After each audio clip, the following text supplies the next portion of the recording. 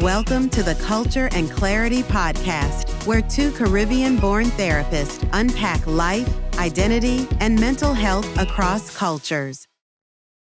Hi, family. We are back again for another episode. Thank you so much for joining us on Culture and Clarity, where we are grounded in culture and growing in clarity, right? So I think this is really nice that you were able to see the children, right? Yes. Well, not necessarily children, my young adults. The young adults. In the last few episodes. It was so much really fun. It was really, really so fun. And, we're going to continue this parenting series in this episode as well, too. And so we're going to jump in on another topic, right, Yeah. that may not be talked about a lot in our culture. Absolutely. But we really want to make sure that, we do what we need to as far as sharing the information and insight. But before that, I never got a chance to catch you up to speed with my trip to Trinidad. Yes. And so it was a really good time. I know by the time this episode airs, guys, it's going to be a few weeks or months out. But I had a good time. But Deandra, I am noticing, girl, I'm getting old. I can't believe I've been doing Trinidad for almost like 15 or 16 years. Wow. Yeah. It was a That's really, true. really good you time. Have, since I've met you, you were doing Trinidad, right? And I'm like, Trinidad, and it's just such a liberating feeling. Some people may not understand it. And we could talk about that on another episode about carnival and mental health and that type of a thing, tie it in, right? But I just realized that, the more I'm around the speakers and the stimulation and all these things, I'm kind of like, whoa, right? Like my sensory is like, oh, what's happening? So it was really, really interesting this year. Every year is different. Yeah. So in that regard, I was noticing some changes there. But I mean, don't get me wrong. I'm still going to do what I got to do when it comes to carnival because I really enjoy, what it brings. Yes. I really do. We need a break from all of the work that we do. Absolutely. And it's, again, the one time where I'm able to just kind of, and just have fun. But Deandra, hold on. Man. You thought you got me. You thought you got me. Deandra, no. What trivia question you have this week? Yes, how well do you know your Caribbean? Yes. This one is easy. Okay. All right. Hit me. Don't shame me now. Hit me. Which island has what? The Twin Peak Mountains. Which island? St. Lucia. Bup. Yeah. You finally got it. Finally. I'm proud of you. I can keep my card. You can keep your card. You can keep your card. I'm really, really proud of you. So shout out to, all of our islands. When I was in Trinidad, noticing the different flags, I had to stop one person to ask them what flag it was. Me, Deandra. I said, what flag is that? I honestly would probably be that person. Yeah, you know what? You know what person. island it was? Guadeloupe. I didn't know that flag. I felt so I good don't knowing know. that Guadeloupe was represented. Yeah. Very She was cool. like, I said, what is your flag? Where are you from? And she says, Guadeloupe. I said, okay. Nice. Yeah. Nice. I just love to embrace us all, and just to Agreed. kind of, learn a little bit as we go, So There's room for all of us. absolutely room for all of us. I like that because as I was sharing earlier about feeling different this year during Carnival, it's nice to see everyone coming together on the road and everybody just kind of dancing to their own beat. But I often wonder, as I was kind of overstimulated with some of the noise and, as we were kind of, having a good time, I often wonder what happens to a population of us that aren't able to enjoy Carnival as much because of our differences, right? In being overly stimulated and processing and all these types of things, you know, watching everybody do their own thing. There are other people in our culture who are not really, I don't want to say they're not recognized, but they don't get some of the same, approaches, treatments, that kind of a thing. And they're not as seen. Support. Correct. And so in that, this is what we're going to be talking about today, right? We're moving into, again, a topic that's not often talked about in our culture. Yeah. When we're talking about, neurodiversity. And for some people, let's break it down because remember the last feedback I gave you? Someone was asking, what is code switching mean? Yes. This is for some people a relatively new term. Absolutely. So neurodiversity, would you tell us what that means? So if I can just break that word down, I would break it down to mean neuro, brain. It means the word brain. Yeah. Diversity means difference, right? Ah, yeah. So if we can keep it just that simple.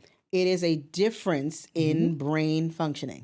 So the brain may be wired differently. Yep. Okay. And because of that, it might influence differences in how we interpret the world. Right? So you talked about senses, how we experience sounds, how we experience touch, how we experience being in crowded spaces, Right, right? right. That is definitely how the brain can influence that. It influences how excuse me, how we communicate. It influences how we understand language, how Okay. we express it. Wow. It influences essentially how we can manage our behaviors and our emotions. So some individuals, you hear the term, oh, they could go from 0 to 1,000 real quick. Yeah, real quick, yeah. That's called emotional regulation. Right, So the of course. brain impacts how we can regulate emotion. Oh, So when we wow. think neurodiversity, it definitely means at the basic level a difference in brain functioning. Yeah, that's interesting. Thanks for that explanation. Again, I think that sometimes people, they get tripped up on the word and they're like, what does that mean? All of a Yes. sudden this word comes about. Yeah. And so the word may be new to some people, but the behaviors of those persons who may be diagnosed as such is not new necessarily. But Right. in the Caribbean culture, Yeah. right? What do you think in years past or historically, if there was someone who we could identify as neurodivergent, Yeah. what do you think back then versus now? Like, is there progression, you would say? I definitely think with time there's always like some level of development because Yeah. now we have more access to information, Right. Social media in particular, just research. We have way more information now than we did back Before, then. yes, And so yes. even with just the term neurodivergent or neurodiversity is Yes. something that, again, it's new. Right. It wasn't used before. And when we think of like that umbrella, there are a lot of different conditions, profiles, presentations fall that can under fall that. under that, Yes, right? yes. So the main one that, of course, always comes to mind when I think of neurodiversity is autism, right? Autism spectrum disorder, but ADHD falls under that. Under that as well. Correct. Behavioral concerns falls under Right, that. right. Depression, anxiety, yeah. any really, honestly, all of those can fall under Conditions, that. yep. But we focus a lot on autism, right? In particular. And right. so I guess for our conversation, that's probably what we're going to really touch on today. But to your question of what has changed, I think we didn't have the words. We did We not. didn't have the words Right, back then right. to actually explain what we were seeing. Yeah. And so yeah. it was unfortunate because it became damaging, because what ended up happening is that people got grouped into either and I'm going to use this word, either you're normal or you're not. Yeah. And that is how it became really damaging. Right. That's interesting that you say that because I think for some, especially years past, if a child was behaving differently, ain't nothing wrong with that child. That child just needs discipline. Yes. Ain't nothing, really happening there. You just need to do this or you need to do that. And so now we're coming to a place where you're going to be able to share personally, right? Yeah. Regarding your parenting. And, sharing with our audience how you know so much about, this topic. Yeah. So, if you have been following us for a couple of episodes, we've been focusing on parenting, Kaya, we were blessed to have Kaya's adult kids here, as she mentioned, and it was so much fun. Right. And so, now we're kind of transitioning, to another topic of parenting that is very dear to my heart, such as neurodiversity and autism. If you know me personally, you would know, and maybe even professionally, you would know that I do have a son that is diagnosed with autism spectrum disorder. And recently, actually, my daughter got diagnosed with sensory processing disorder, which is also another. It's not uncommon, though. It's not. It's absolutely. People don't realize that is not uncommon. They don't because they don't know the words and the language. Again. Yeah. So now I have two kiddos that would fall under that. And now you have umbrella. to tell us a little bit about this sensory process. Yeah. So I'm going to start with autism, and so with autism, you asked a question of how did I know about it, right? Yes. As a psychologist, I was trained on a lot of different profiles and presentations, right? And I did work with kiddos on the spectrum, doing some behavioral therapy and different things back when I was in training. But nothing could have prepared me for being a parent of a child on the spectrum. Right. Because again, all the degrees, all the licenses, all the research, the experiences, nothing would have prepared me. And so it became where I thank God for the credentials as a foundation. but it was the experience going through it that really taught my husband and I how to parent. Specifically a child on the spectrum. Right. Because you don't know until you're in that situation, right? People like to talk about, well, I would have done this, or, that's not the case. You really don't know. Like you said, you could still be in proximity close to it. Right. But until you experience it for yourself, I think that's a good point. Yeah. And I think what can be so isolating sometimes too is that those that are not going through it, they don't understand what's happening either. So you brought up an excellent point about how people, definitely a lot in our culture will say things like, oh, that child ain't nothing wrong with that child, or that child just rude, the child just need discipline. Right. And not understanding that, wait, no, this particular child may have difficulties regulating their emotions. They may not have the language to say, I am angry, I'm upset. And so the only thing that they know how to do is behave, right? Act out their difficulty. But yet what we see is a child who's screaming in a food store, not understanding that, wait, maybe that child is struggling, right? Maybe that parent is struggling on how to support that child. So again, that can be really isolating when people around you don't understand what's happening. Or they don't seem to want to understand it, because you do have some people with a level of ignorance. I mean, let's be honest, right? They just stay stuck in their whatever they know to be true, whatever they think is true. Yes. Right? And they're not open to gaining more insight on it. Like, what if you really don't know what's happening? You know? Yeah, exactly. So I think at one point, what is important to know too is that when we are thinking of neurodiversity, we have to first understand that difference doesn't necessarily mean deficit all the time. That's a good point. I like that. Difference doesn't necessarily mean death sentence. Right. Difference doesn't necessarily mean wrong. Right. It means that this particular person requires more support. They need more from their environment, in order to actually kind of support themselves.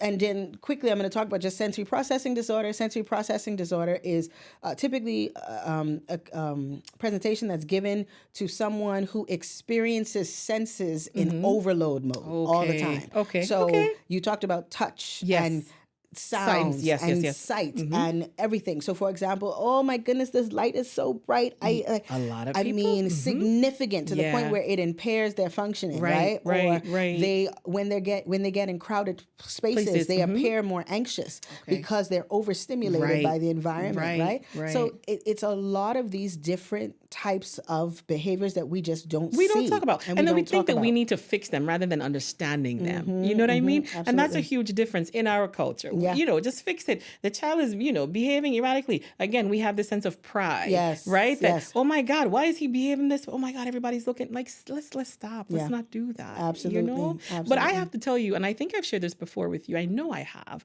that when you came forth with, I remember that you did a couple series on your personal, sites on Instagram, and you talked about how, it took the work for you to be sure that, you got the diagnosis for your son. And when you did, and I messaged you immediately, and I said, Deandra, I know that you are the right person. And I know it may not feel that way because you're human first, right? I know that it may be difficult and it may have some challenges, but I said, oh my goodness, Deandra's going to do what she needs to do to support her child. I know Deandra well enough. 1,000%. Yeah, and you shared a meme one time that was saying, if my child gets bullied at school or something for being different, you were like, hello. Let's go. The Caribbean mother. Right. Facts. So I'm proud of you for all the work that you do. I know it's not easy having our own practices. Talking to people every day and then having to come home. People don't know, right? Some of the challenges. We're human too, after all. Absolutely. So, yeah. And, and I think too, what's important for people to understand is that autism can look really different depending on the person, right? Correct. And so, people, I've heard statements like, well, he don't look like he on the spectrum. Oh my goodness. Or well, he could talk, so how he could be on the spectrum? And I don't get it. I'm not offended. I don't get hurt by those comments. Yeah. Specifically when it comes from people from our culture, because I recognize too that it's a lack of knowledge, a lack of understanding. And so I use that opportunity to educate. Yes. well, what does autism look like? Right. Like just a question, right? It's And true. so we have that dialogue. That's good. Or the next point That's that I good. might bring up is, well, some kids can verbalize, right? And some kids cannot. Correct. Some kids need a bit more support. And for my son, he is able, thankfully, he is able to express himself with words, but there are still moments where he struggles to express himself with words, and then we see behavior. Yeah. But then people might deem that behavior as, oh, well, he's defiant, or he's just choosing not to, not understanding that that is also a characteristic of his profile. So for me, as a parent who has been trained, number one, in a certain area, I recognize that I am privileged. Yeah, I have that's a good point. I have access to information that a lot some of people may don't. not. Yes,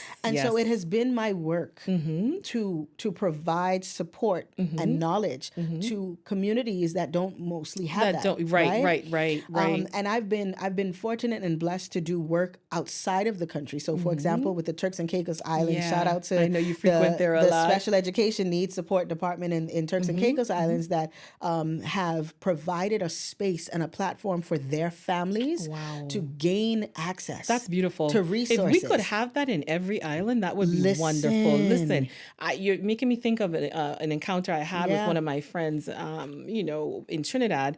She mentioned, her son, her name is Talia. Talia, shout out to you. And she gave me consent to ask you just a few questions because the son is now 7 years old. Okay. And at 2, she noticed some of the changes or the symptoms of his behaviors. Okay. And so she did her own research because she's in Trinidad. And so she didn't have access or she didn't have information as to, what could be available, what this could even be. Yeah. And so she kind of did a self-diagnosis kind of a thing for him, right? She diagnosed him herself and assumed that he was on the spectrum, but she didn't know where to begin. She didn't know where to start, who to go to. Yep. And it wasn't until he was about 2.5. So he does receive some therapy.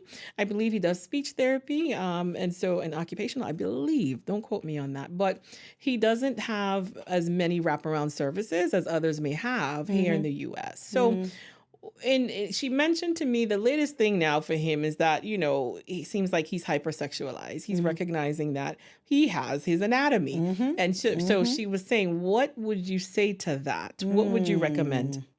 I think the first thing that I would say, and thank you so much for even sharing and allowing us to talk about this on the platform. I think the first thing that I would encourage, for mom is to kind of take a deep breath and understand or feel what's the word I'm looking for, comfortable in knowing that experience is also a neurotypical experience too, an experience that other children around that age also experience, whether they have neurodivergent challenges or not, right? True. Children explore their bodies at a certain point, right? Certain age, and I think culturally we also, all of us, we've been taught that we should not explore those parts, right? And so I think it is important for us to know that, number one, that is a normal developmental experience, right? Yes. We are so for especially parents of kids that are on the that are neurodivergent. I think we get a lot of messaging that there's something off with your child all the time, that we begin to think that everything that happens is like, whoa, something is wrong, something is wrong. Right. So I think number one is knowing that that's typical. Yes. Number two, I think it's the recognizing that now we may have to be a little bit creative with how we redirect the behavior, right? Okay, good point. So, for example, I'm not sure if he's verbal or nonverbal or emerging, has emerging language, but if, let's say, he is verbal, we can explain to him that there are certain spaces that are allowed when it comes to exploring your body. Sure. So you're doing that in the privacy So of your own room. don't stop him from exploring, but like you're saying, redirect him. Yep, yes. And let him know, hey, you can do this in some spaces and not others. Absolutely. So we might put him, we might tell him in his room or in the bathroom, right? Okay. We now redirect the behavior. Right. Let's say he's nonverbal or emerging language. We can now create visuals. Okay. So we can create a picture of a room, and we can now show him that he is to be in his room, right? Or in the bathroom, using, pictures of figurines or something. But my point is that what I'm bringing up is that we have to now find different ways to explain to our kids what's appropriate. Right. But at the same time, we need the environments of those kids too to understand that it's a process. Correct. It's to be just as supportive. Yeah. Absolutely. Yeah. And difference doesn't necessarily mean bad. Yes. Right? Yes, and that's another thing that we need to keep in mind. Now, speaking of Trinidad, because we have to wrap this up I know. I brought you back a gift. I did. Oh, I'm a giver. I'm a giver. Sweet. So you need to grab this little box right here and open it and tell me what you got in there. This is our feature for today. I'm going to check my phone to be sure that I'm pronouncing the name of this business correctly. What does it say? You want some sorrel? You want some sorrel? Yes. Sorrel. You remember you were like, I never really knew what sorrel was. You want some sorrel? That's so cute, isn't it? And so this is a company I saw online. They're actually based in Trinidad. Nice. They do custom, work. And so they do totes, apparels, the teacup. When I saw that, I was like, I have got to get this for Deandra. So I hope that you appreciate that. So every time you put it up to your mouth, you can say, hey, this is where it came from, right? It's going to go right in my cabinet with all my mugs. Thank you. I love it. It's really cool. And so let me get the name of it. And we're going to make sure that we put this on the screen as well, too. I know it's called Pretty Little Sunflower TTs. And you said this was in Trinidad. I got it from Trinidad, Very right? Nice. At the time that I requested for this, they kind of switch, what they're working on in the moment. Okay. And so that was for Christmas, obviously, because sorrel is a time, that people use that. Right. But so I got it, all the way from Trinidad for you. Oh, so you need to be sure that whenever you take a look at that mug, it will be one of those things where you can say, oh. So the name is Pretty Little Sunflowers TT. Okay. And we'll put that up, their information. Flowers. Pretty Little Sunflower TT. Love it. All right. And so they have a little section in one of the local stores in Trinidad. And I thought that was really cool. Thank you. Of course. So please drink up. That. Sorrel or not. I was going to say, I can put my coffee in there, but no. But we didn't do the feature the thing song really quickly so we can end our episode. Hold on. Sorry. Let me do that again. All right. Ready? Yeah. Feature the thing. We got it. Thank you so much, guys, for joining us on this episode. Please remember to share, any feedback. We have some comments, I think.